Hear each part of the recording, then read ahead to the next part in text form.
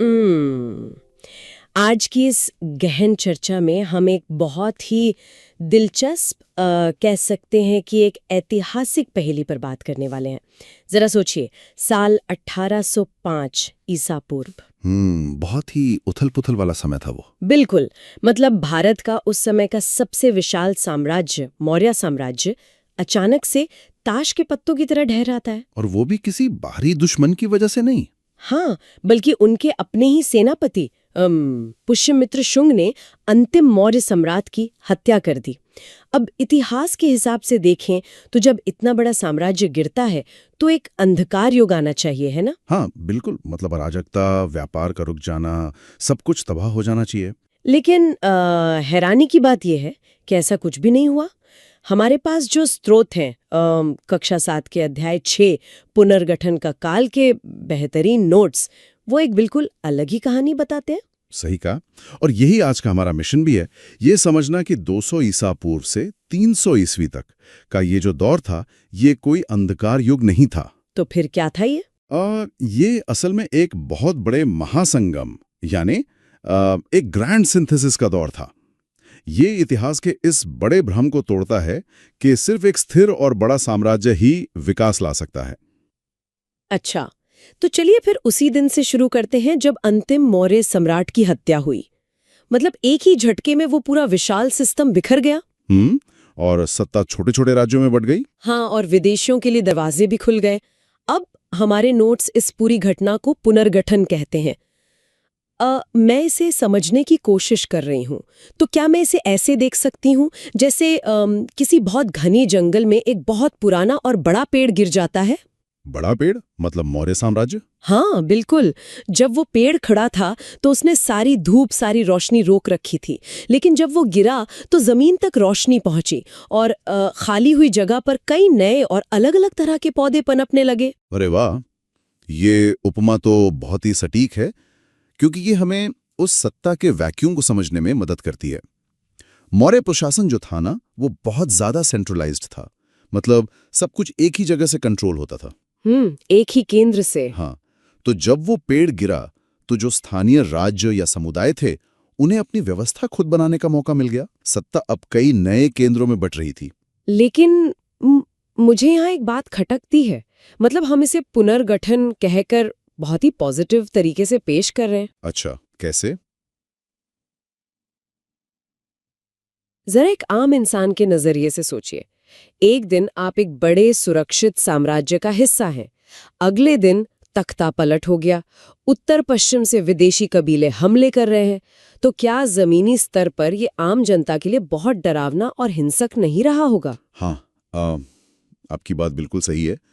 शुरुआती दौर तो यकीनन बहुत अनिश्चितता और हिंसा से भरा था।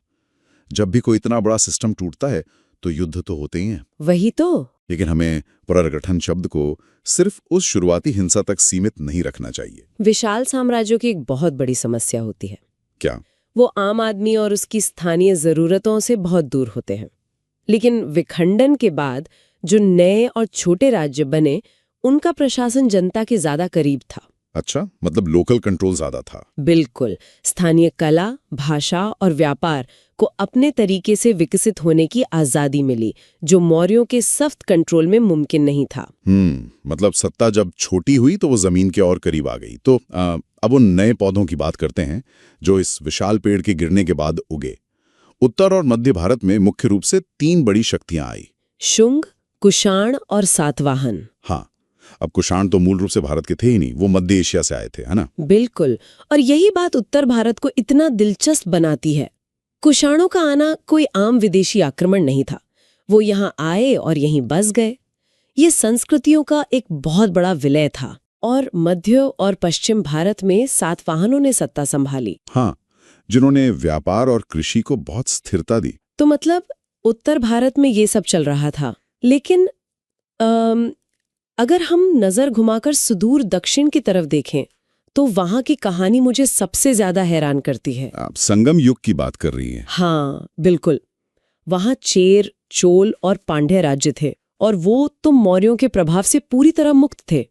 वो अपनी एक अलग ही दुनिया बसा रहे थे। और आपको पता है उस अलग दुनिया का आधार क्या था? साहित्य और व्यापार? संगम युग का नाम ही असल में संगम यानी सभाओं से आया है। मदुरई में तमिल कवियों और विद्वानों की बहुत बड़ी बड़ी सभाएं होती थीं।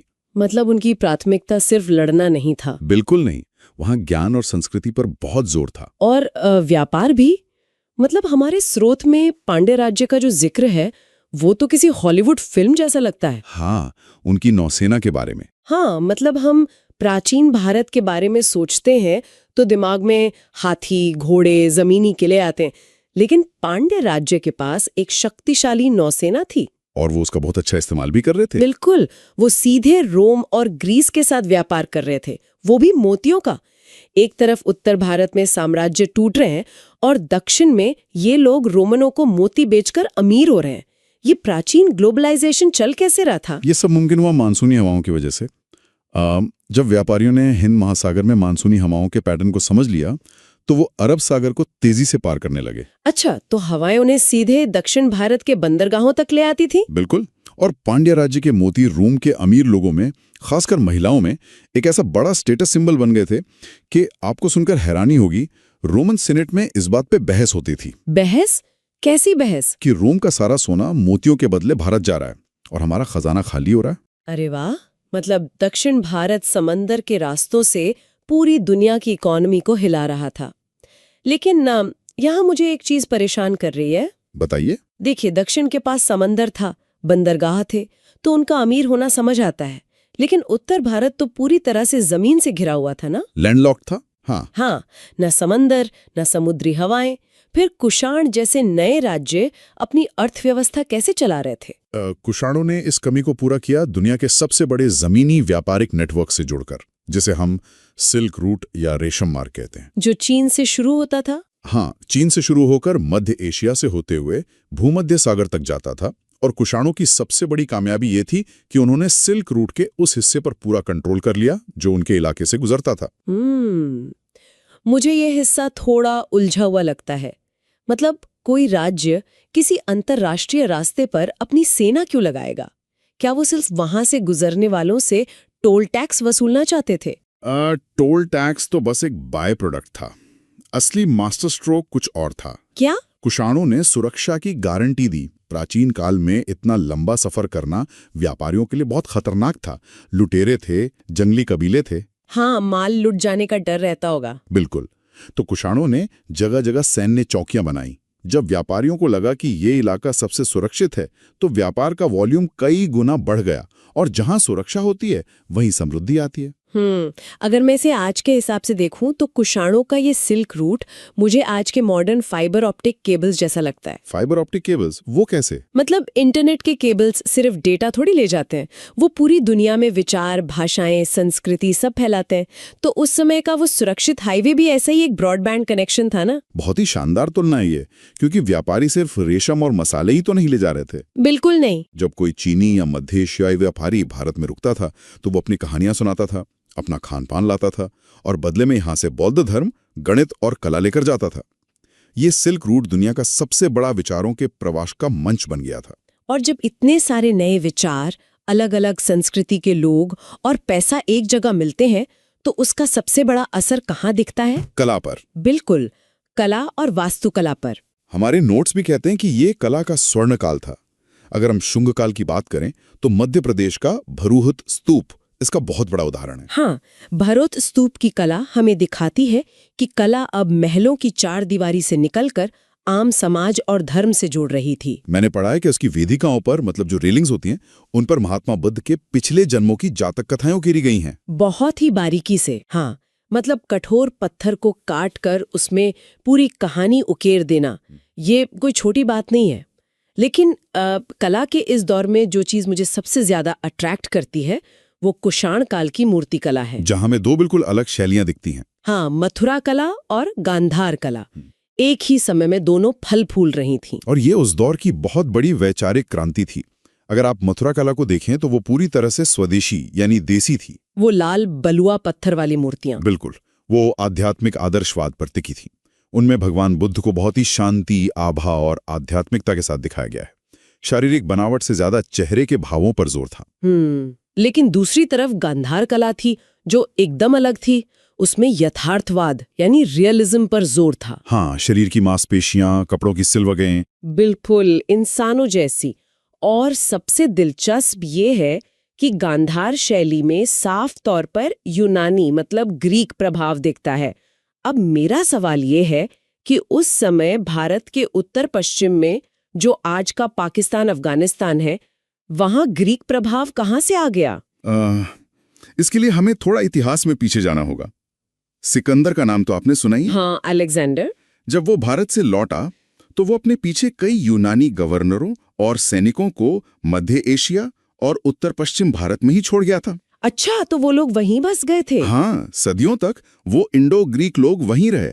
उन्होंने यहाँ के धर्म और समाज को अपना लिया, और जब उन्होंने बौद्ध धर्म को अपनाया तो उन्होंने बुद्ध की मूर्तियां अपने यूनानी देवताओं के अंदाज में बनानी शुरू कर दी, जैसे अपोलो की मूर्तियां होती थीं। अरे वाह!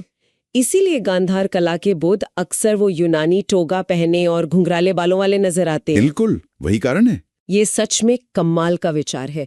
मतलब सोचिए जरा, एक ही समय चल रहा है, एक ही शासक है कुषाण, और उनकी राज में दो बिल्कुल उल्टी कला शैलियां एक साथ टॉप पर हैं। एक तरफ पूरी भारतीय और आध्यात्मिक मथुरा कला, हाँ, और दूसरी तरफ पूरी विदेशी और यथार्थवादी गांधार कला। मुझे लगता है कि ये उस समय के समाज की बहुत बड़ी जीत थी। मतलब वो हम बनाम वो की राजनीति में नहीं उलझे। सही कहा। उन्होंने बाहर से आने वाली चीजों से डरने की बजाय विविधता को पूरी तरह से गले लगा लिया। कुषाण शासकों की यही सबसे बड़ी खासियत थी। उन्होंने कभी किसी एक शैली को दूसरी पर थोपने की कोशिश नहीं की, दोनों को बराबर सपोर्ट किया। और ऐसा तभी हो सकता है जब समाज आर्थिक और वैचारिक रूप से सुरक्षित महसूस करे। बिल्कुल। उस समय भारतीय उपमहाद्वीप एक स्पंज की तरह काम कर रहा था, जो दुनिया भर के बेहतरीन विचारों को सोखकर अपनी एक नई और शानदार पहचान बना रहा था। अब पत्थर की कला से थोड़ा आगे बढ़ते हैं, क्योंकि मूर्तियों ने जो आंखों के लिए किया, वही काम साहित्य और दर्शन ने लोगों के दिमाग और आत्मा के लिए किया। ज्ञान का उदय। हाँ, हमारे नोट्स इसे यही कहते हैं।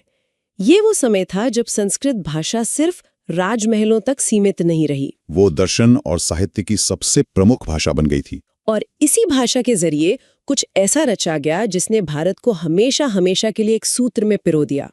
जैसे आज पूरी दुनिया जिस योग को अपनाती है, महर्षि पतंजलि ने उसी योग सूत्रों को इसी उथल पुथल वाले काल में संकलित किया था। सिर्फ योगी नहीं, रामायण और महाभारत जैसे महान महाकाव्यों को भी उनका अंतिम रूप इसी युग में दिया गया था। जो कहानियां पीढ़ियों से चली आ रही थीं, उन्हें एक लिखित और व्यवस्थित रूप दिया गया, ताकि वो पूरे समाज के लिए एक नैतिक कंपास का काम कर सकें। यहाँ आकर ना मुझे इस पूरे कालखंड का सबसे बड़ा और सबसे सुंदर विरोधाभास दिखाई देता है। वो कैसे? जरा ध्यान से सोचिए।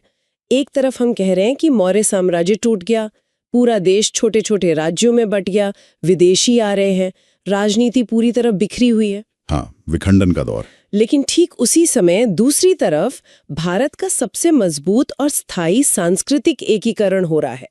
रामायण, महाभारत, योग, ये सब आज भी हमारी पहचान की रीढ़ है, और इन सब ने इसी बिखरे हुए समय में अपना अंतिम आकार लिया। और ये कैसे संभव हुआ? वही तो मेरा सवाल है। जब राजनीति सबसे ज्यादा बिखरी हुई थी, तब संस्कृति सबसे मजबूती से कैसे जुड़ रही थी? यही तो वो महासंगम रहे। जब राजनीतिक सत्ता समाज को बांध कर नहीं रख पाती ना, तो संस्कृति वो गोंद बन जाती है जो लोगों को जोड़ती है। राजा जमीन के लिए लड़ रहे थे, उनकी सीमाएं रोज बदल रही थीं। लेकिन जो व्यापारी थे, कारीगर, मूर्तिकार और लेखक थे, वो उन सीमाओं को पार कर रहे थे। उन्होंने मिलकर एक ऐसा साझा सांस्कृतिक नक्शा तैयार किया जो किसी भी राजा की तलवार से खींचे गए नक्शे से कहीं ज्यादा बड़ा और पक्का था। बहुत खूब कहा आपने। हमारे आज के स्रोत के आखिर में एक लाइन है जो इस पूरी चर्चा को एकदम सटीक तरीके से समेटती है। इतिहास केवल राजाओं की कहानियां नहीं है, ये हमारे आज के निर्माण की कहानी है। बिल्कुल।